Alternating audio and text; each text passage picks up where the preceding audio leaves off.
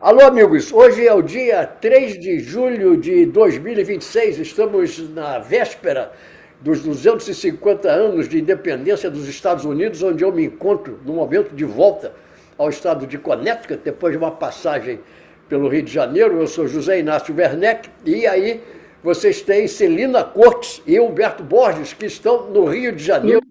Temos aí assuntos muito interessantes. Eu gostaria de começar, Humberto, e Celina, pela Copa do Mundo, porque aqui nós temos uma coisa que eu achei muito interessante. Vejam bem aqui, o novo ídolo dos americanos está hoje no New York Times. Sabem quem Vini é esse? Júnior, yes! Hein? O Vini? Não, não é o Vini, parece o Vini, mas é o Mister Folarin Balogun, mais conhecido pelo apelido de Flo. Este cidadão se tornou um ídolo nos Estados Unidos porque outro dia ele fez um gol muito bonito, aliás, contra a Bósnia e Herzegovina, teve um outro gol anulado e foi expulso por um juiz brasileiro. E os jornais americanos, a televisão, todo mundo nos Estados Unidos, todos ficaram indignados, achando um absurdo a expulsão do nosso caro Flo. A expulsão, na realidade, merecida, porque ele entrou violentamente sobre um adversário. Mas os americanos não entendem nada disso. Eles ficam achando o negócio, houve uma discriminação contra o próprio Flo. O pobre Flo. Agora, a história interessante, Celina, é o seguinte.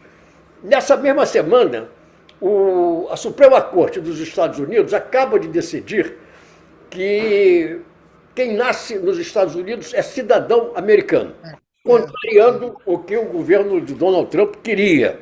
desde o início ele propunha acabar com É o, isso. é o, é o jus soli, o direito de solo. Você nasce no país, você é cidadão daquele país. O Donald Trump queria acabar com isso, inclusive, e aí é que vem a história muito interessante, inclusive para o que ele chama de bebês turistas. Esses bebês turistas são os seguintes, são casais que, segundo ele, Donald Trump, vem para os Estados Unidos só para ter um filho nos Estados Unidos e esse filho, então, adquirir a cidadania americana. Esse é exatamente o caso do nosso querido Flo. Veja bem, os pais do Flo, tanto o pai quanto a mãe, são nigerianos.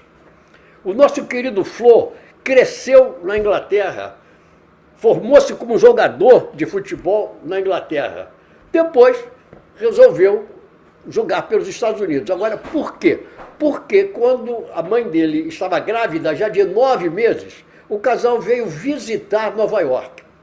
E quando eles foram para o aeroporto e embarcaram de volta para Londres, Inglaterra, onde residiu, a empresa aérea disse que ela não poderia embarcar porque ela estava no estado muito adiantado de gravidez.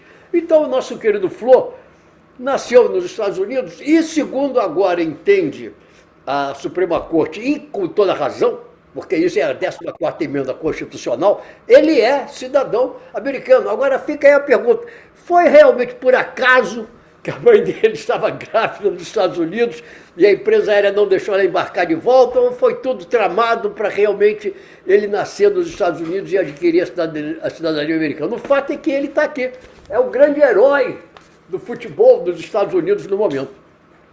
O que é que vocês têm a dizer sobre isso? Eu acho que isso a gente nunca vai saber, né? Vai ficar sempre na base da suposição, porque Agora, eu estou sabendo também, parece que o Alberto tem uma notícia sobre isso, que há uma espécie até de uma ameaça de pane de energia elétrica no Brasil, porque quando o Brasil joga, parece que o consumo de energia elétrica vai a um ponto tal que está muito próximo de uma crise e de repente havia um apagão no país. O que é que está acontecendo? Não, médio, não é bem por aí, Zé. Então Isso explique. o que eu mais sei a respeito de energia é levar choque. Tomar choque eu tomo de vez em quando. Mas o que acontece é o seguinte: quando aconteceu um fenômeno, o Operador Nacional do Sistema fez um estudo muito interessante sobre o consumo de energia no Brasil quando o Brasil joga. Ou seja, quando o Brasil entra em campo, que a bola rola, o consumo de energia cai. O consumo de energia cai por causa da concentração na televisão. Todo mundo só vê televisão. Televisão, computador, rádio, essa coisa. Quando a partida interrompe alguma coisa, há alguma interrupção na partida, esse consumo dispara, entendeu? Chegando a um pico extraordinário.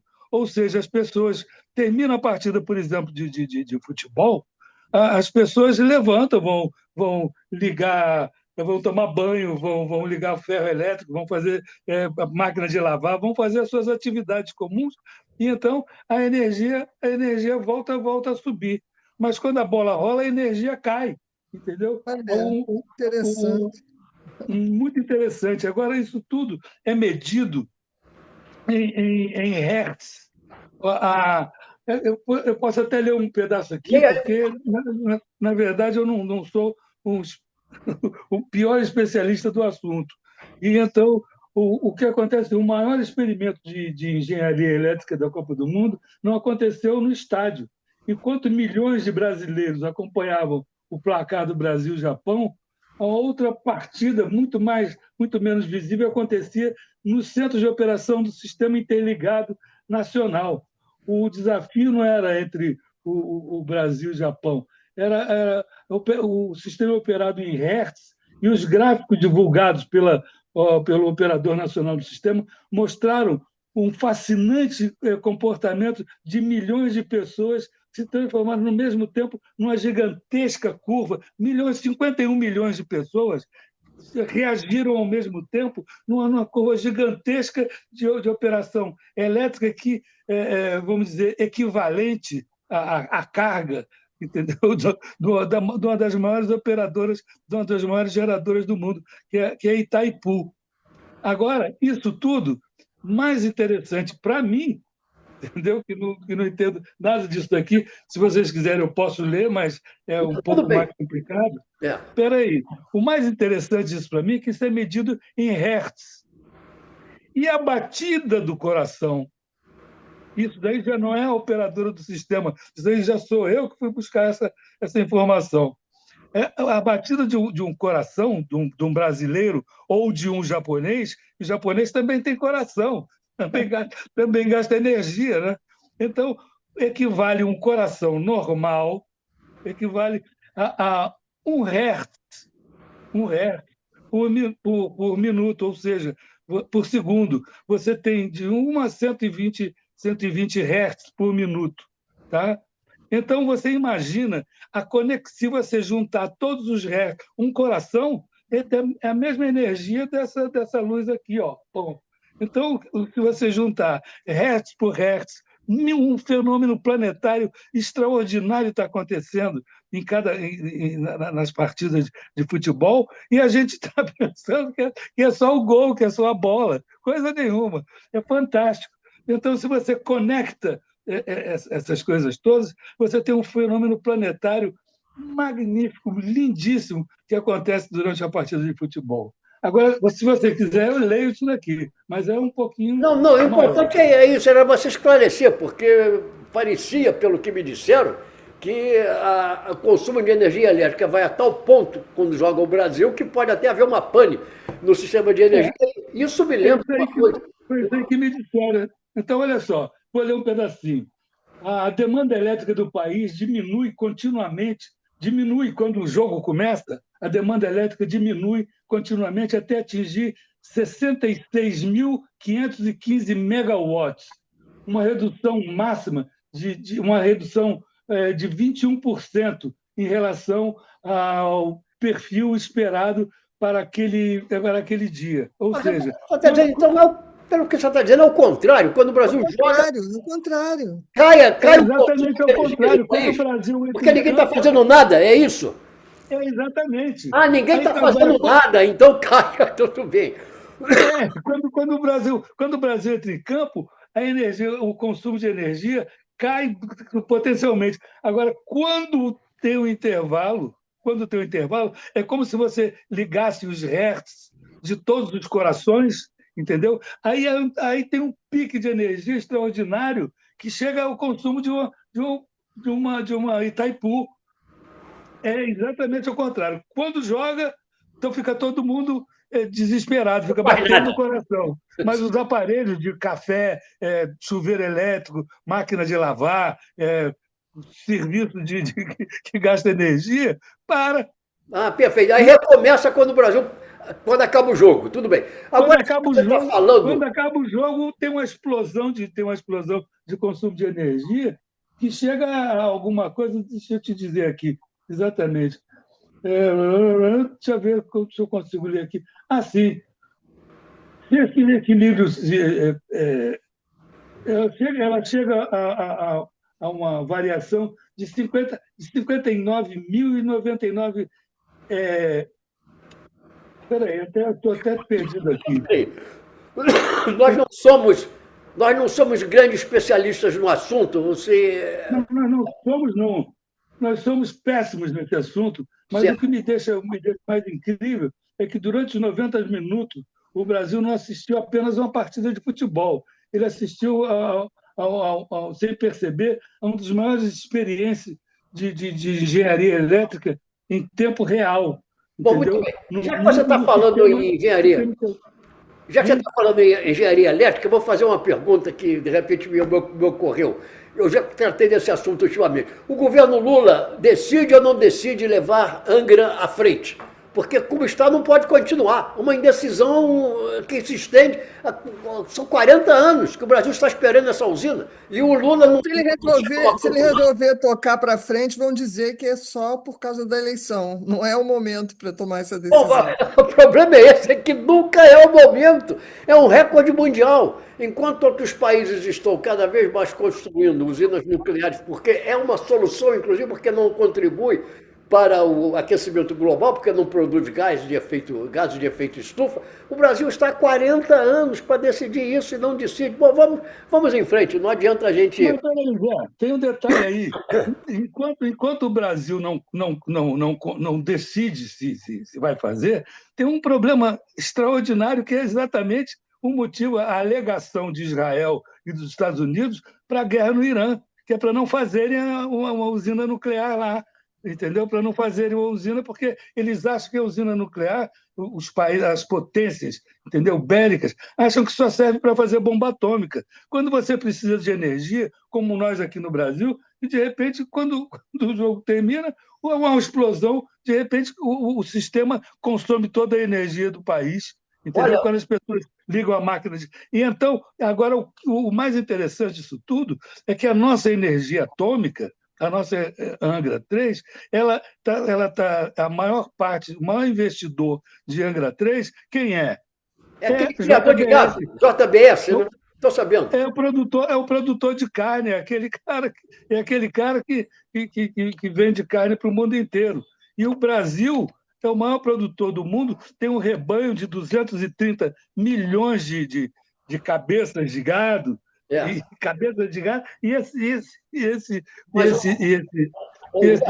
essa energia toda, entendeu? Ele vai transformar, ele quer não só a energia das proteínas, mas a energia elétrica. mas É o ele só pode JBS que está ter, comprando a energia de Angra 3 e comprou Angra 3 mas ele só e pode comprou a comprar parte. até 49%. Não É pode por comprar aí, não pode comprar 49%. 50%. O, O o Estado, o governo Estado é que federal tem que ter a maioria Mas das é ações. maior acionista, né? Tem que ser o maior maior acionista. acionista. Agora, já que você falou em Irã, hoje começaram as cerimônias de enterro, do funeral do Ayatollah Khamenei. Vai durar mais de uma semana ou 2 semanas. E uma coisa interessante, está sendo feito com grande pompa, e uma coisa interessante é que o New York Times, estou sempre aqui fazendo a propaganda do New York Times. O New York Times revela hoje que o governo americano sabe agora que depois que começaram, depois que parou, quer dizer, houve uma pausa, digamos, no conflito, né? Na ação militar, e começaram as negociações de paz, o governo de Israel tentou assassinar os 2 negociadores do Irã com os americanos, porque o governo de Israel não quer a paz Claro que não. entre os Estados Porque Unidos a e o hora que tiver Irã. a paz, o Netanyahu vai ser Exterior, preso, tentar dançar. Não assassinar vai nunca que ele vai querer a paz. tentaram assassinar o ministro do exterior e o presidente do Senado, que são os 2 negociadores do Irã, junto aos Estados Unidos. Mas vamos deixar esse assunto para lá. Eu queria perguntar a Celina como é que andam as coisas aí no Brasil em relação à eleição que se aproxima. Olha, essa semana, aliás, eu acho que foi no fim de semana, né? Teve vídeo da Michelle, que foi uma coisa altamente elaborada, cheia de símbolos, completamente organizada, que culminava um trabalho que ela começou a fazer no PL, à frente do PL Mulher, que ela arregimentou mais de 5.200 mulheres com potencial de liderança. Mulheres essas que não têm nada de feministas, mas não são submissas a seus maridos, porque, na verdade, quando tem um problema em casa, quem resolve são elas.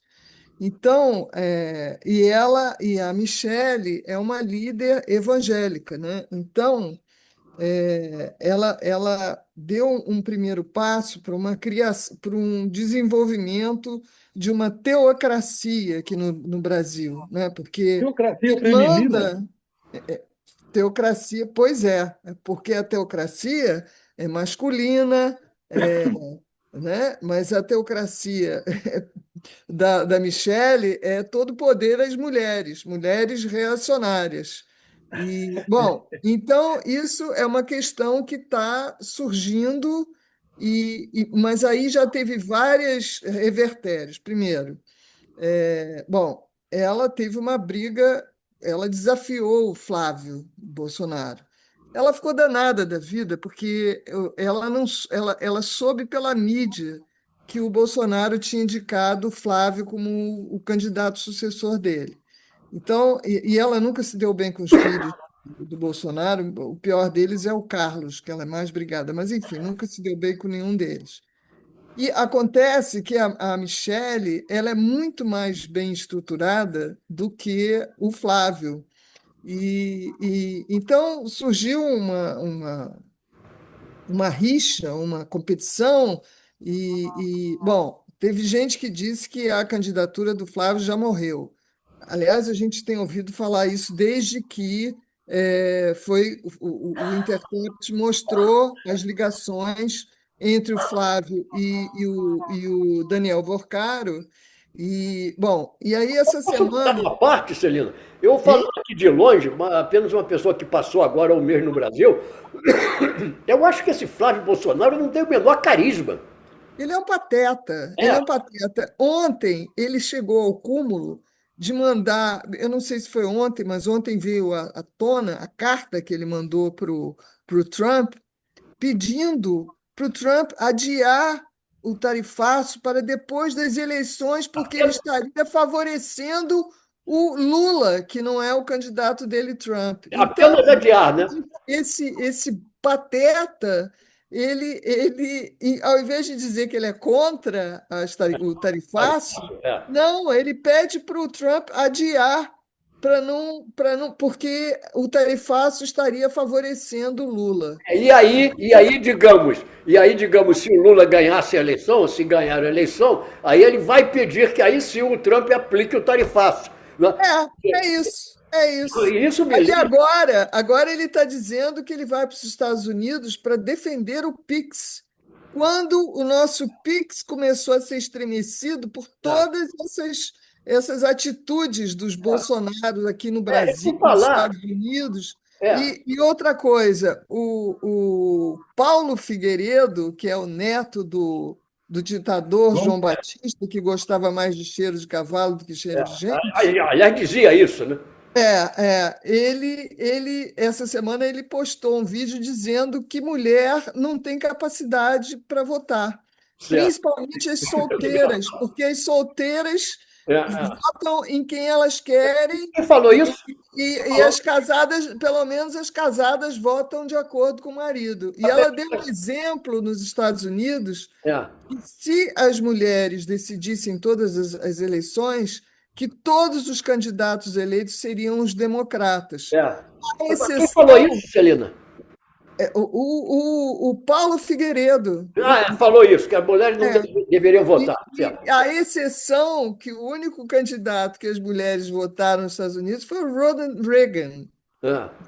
que era republicano. Então, É. As mulheres ficaram enlouquecidas, e aí o Flávio veio dizer que ele não tinha nada a ver com o Guilherme Figueiredo, quando a gente sabe que ele é totalmente aliado, É. que Mas não você tem. sabe, essas declarações me lembram coisas que eu tenho lido aí nesses sites, nessas, como é que chama, mídia social no Brasil, de brasileiros que claramente dizem que são a favor dos Estados Unidos fazerem uma intervenção no Brasil. E isso me lembra também uma famosa história do poeta Capistrano de Abreu. Você já vai conhecer a história. Ele apresentou isso na década de 20, parece que 1920, 1921. Ele apresentou, quer dizer, 100 anos, né, ou mais, um século, mais de 100 anos. Ele apresentou um projeto de Constituição brasileira que dizia o seguinte: artigo 1º, todo o brasileiro é obrigado a ter vergonha na cara. Parágrafo único, revogam-se as disposições em contrário. Não, e teve outra coisa que o Flávio Essas fez. pessoas não têm vergonha na cara. Ele mandou uma carta para o Rubio convidando os americanos a participar da transição do governo no caso dele ser eleito, que é uma Um coisa que caso nem a típico. ditadura militar fez. E É. esse cretino fez essa proposta, e o Rubio agradeceu, achou interessante, mas disse: ó, mas a tarifa é política dos americanos, quer dizer, Quer dizer, então esse convite aí a que você se refere, do Flávio Bolsonaro, é um exemplo típico de não ter vergonha na cara, né? não tem vergonha Pois na é. cara. A É proposta Eu um gostaria, traidor da pátria, assim, da pior espécie. Tá bom. Aí, eu cada adoraria. coisa dessas, a gente acha, não, esse Flávio morreu. Aí vem pesquisa de opinião e o cara continua lá razoavelmente bem. É uma coisa inacreditável. E hoje, eu vendo o Fórum Teresina, da revista Piauí, eles fizeram um levantamento na machosfera bolsonarista, e a machosfera continua fechada com o Flávio. Quer dizer, esse discurso todo da Michelle, não sei o quê, ela não conseguiu emplacar o discurso dela entre os bolsonaristas, inclusive entre os principais pastores, tipo Malafaia. Mas me explique isso a um brasileiro que mora fora do Brasil. Qual é exatamente o relacionamento que a Michelle tem com os evangélicos? Qual é o pastor? Ela tem uma Ela, igreja, ela, ela tem uma igreja, ela tem ela uma é igreja. evangélica legítima, ela fala a língua dos evangélicos, coisa que nenhum Foi ela quem bolsonarista, converteu o bolsonarista todos Bolsonaro. representam, mas ela fala a língua. Mas Ela é Pois qual é. é a evangélica. igreja dela? Qual é o pastor dela? Porque eu estou sabendo que agora acabam de prender um pastor aí, desses Não, esse pastor não tem nada a ver com pastores ela. pilintras. Não é um pastor assim, não é famoso, esse pastor que foi Pastor, preso. mas tem um pastor também, tem o Bispo Macedo, que está sendo investigado, o Bispo Macedo. O Mas banco dele, o Diz Demais. É. o diz demais, o banco diz demais. Agora, tem um detalhe dessa semana que nós falamos na semana passada e que eu vou insistir nesse assunto. Você sabe o que aconteceu com a pistola do Bolsonaro, aquela pistola que foi presa Eu sei, lá em Brasília? ele desistiu da pistola. Não, não, Celina. Houve um inquérito da polícia, o Supremo Tribunal, o Moraes, tirou o corpo, deixou que a Procuradoria-Geral da República A desse a PGR disse que palavra, ele podia ter arma. A PGR disse deixou que ele podia ter continuar. arma. Deixou Perdão. continuar. Né? E o inquérito da Polícia Civil de Brasília incriminou a quem? Incriminou o empregado do Bolsonaro, o empregado O que nós cara que estava com pagamos, a o arma. seguramos. Pois é, o segurança do Bolsonaro é que foi incriminado por ter levado a arma do Bolsonaro, tá armado com a arma do Bolsonaro. E ele é que foi o Bagrinho, entendeu? Que é um sargento do Exército Brasileiro, do Exército de Caxias, e Piúga, a minha espada. Então, foi ele, o Bagrinho, é que foi Verdade. incriminado no inquérito da Polícia Civil. E o Moraes está com o bico calado, entendeu? Em vez de dizer, olha, preso é contra a lei, é absolutamente contra a lei que um preso, um presidiário, tenha arma, uma Glock 9mm que dá tiro para tudo quanto é lado. É É só que o kit faltava, Bolsonaro. né? É só que Era só o faltava. que faltava, Preso não. domiciliar Aconteceu. ter arma em casa. e dizer Exato. que isso é E que, legal? Como e assim? que- exatamente, quem é preso é o Bagrinho que ele mandou. Olha, leva lá para lubrificar a minha arma, para alguma coisa dessa. O cara está incriminado, ele está em casa numa boa, entendeu? E nós estamos aqui, né? Dizendo, cadê o Capistrano de Abreu? Cadê a vergonha na cara? Exatamente. Agora, deixa eu falar de um outro assunto que vem sendo muito noticiado aqui nos Estados Unidos, e eu acho que vem repercutindo aí também no Brasil, e tudo começou com uma investigação do New York Times sobre documentos oficiais, né? Então, o New York Times levantou simplesmente o fato de que, durante o primeiro ano de seu regresso à Casa Branca, ele está agora no segundo ano, mas durante o primeiro ano de seu regresso à Casa Branca, Donald Trump ganhou 2,2 bilhões de dólares. Vou falar bilhões, com B de bola, para não haver nenhuma dúvida. Isso é um recorde mundial absoluto. Nunca houve na história da humanidade um mandatário de qualquer cargo, nem o Berlusconi, né, aquele famoso pilantra na Itália, conseguiu, uma facílvel Berlusconi, uma das criaturas mais corruptas da história da humanidade, famoso, está sendo desbancado agora, porque o Donald Trump vem ultrapassando todos os recordes. 2,2 bilhões de dólares limpos no bolso dele durante os 12 primeiros meses do seu mandato. E uma das grandes transações que permitiram isso foi do lançamento da sua criptomoeda, que é aquele sinalzinho do cifrão, né? Monetário, daquele S cortado assim, depois Trump.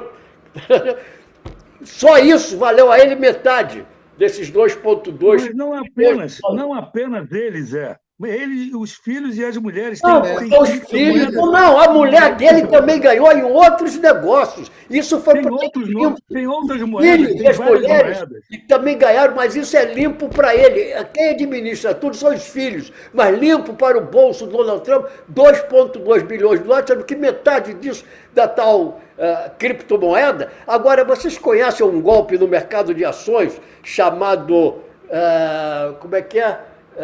Pump and dump. Pump and dump. É um golpe no mercado de ações que é o seguinte: pump é bombeia e dump é joga fora. Então você lança um produto qualquer, uma criptomoeda com grande estardalhaço, Donald Trump lançando a sua criptomoeda, todo mundo vai lá e compra.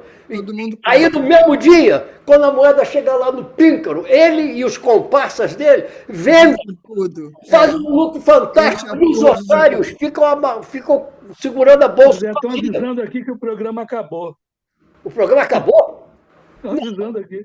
Não, ainda temos um pouquinho. Então, só nisso, pump and dump. Só nessa manobra, o Donald Trump enriqueceu em 2,2 bilhões, não é metade disso com essa criptomoeda, além de falcatruas com esses potentados árabes em que ele se mete. Então, todo mundo quer agradar o Donald Trump porque ele faz o que bem entende nos Estados Unidos. Então, isso é um escândalo de corrupção. É a vitória do mal. É a vitória do mal. Eu fiz uma descoberta. Eu fiz uma descoberta fantástica para o problema do Bolsonaro. Eu já sei quem é o pistolão da pistola do Bolsonaro. Quem é? Trump. É só isso. O Trump é o pistolão da pistola do Bolsonaro, que prende o Bagrinho e a gente fica aqui indignado, dizendo, pô, não sei o que e tal, não sei o que lá, e a Copa do Mundo, e a Argentina. Eu sou mais a voinha, eu sou mais vozinha. Tudo bem, agora eu quero perguntar, é a vitória de quê que a Celina falou? Do mal. Do mal. Ganhando. Exatamente. E o que acontece é o seguinte, a reação popular é praticamente nenhuma. As pessoas simplesmente aceitam que isso estão patetadas. Impressionante. E ele agora quer ser uma das figuras representadas em Mount Rushmore, que é o monumento dos Estados Unidos que homenageia os grandes presidentes da história dos Estados Unidos. O Trump agora quer botar a cara dele lá. Quer dizer, nós estamos vivendo uma coisa inédita no mundo e o mais impressionante é que não há uma reação. Nem dos americanos e nem do resto do mundo. Está todo mundo olhando para esse calhor. Nós aqui no IES, nós temos banana, nós protestamos veementemente. Protestamos, mas não acontece nada. Nós protestamos veementemente.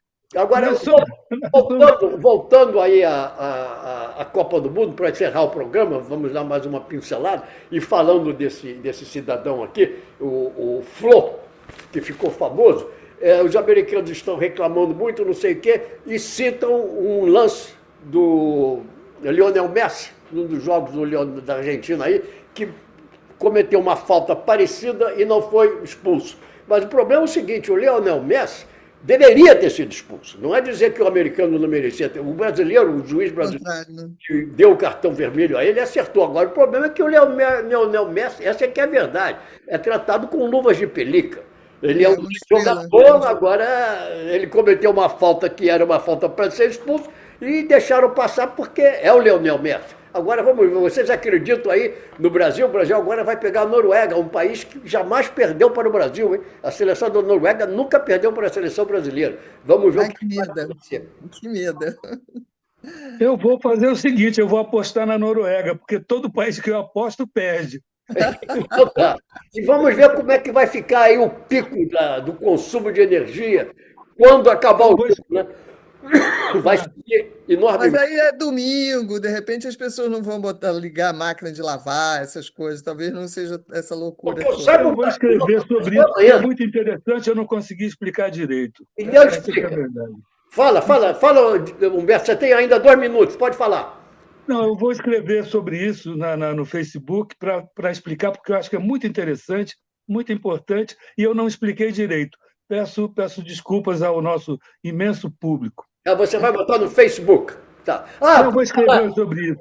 Por falar em nosso imenso público, eu quero dizer o seguinte, eu estou aqui realmente a um passo de conseguir fazer o nosso programa ao vivo, colocando convidados. Fazer ao vivo eu já sei, mas só eu, sozinho, aí não interessa. Eu quero fazer ao vivo, colocando a Celina e o Humberto. E estou muito próximo de ter isso, se Deus quiser, já na próxima semana. E aí poderemos até escolher um horário que seria mais conveniente para o consumo do grande público. Vamos ver se as coisas acontecem realmente como eu espero. Então, nós temos bananas. Nós temos bananas, é isso aí. Então, meus amigos, fica até a próxima semana e vamos ver se teremos... Um abraço. Tá bom? Eu quero ver o placar do Brasil, o placar do jogo Brasil e Noruega. Domingo. Noruega. Diz aí, Zé. Vamos ver lá o Hagland, aquele grandão da Noruega, contra o Gabriel Magalhães, também um grandão da defesa brasileira. Os dois não se gostam em nada. Vamos ver o que acontece nesse jogo. Será que alguém acaba expulso? Um abraço, até a próxima semana. Bom fim de semana aí para todo mundo. Tchau. Tchau, crianças. Bye, bye.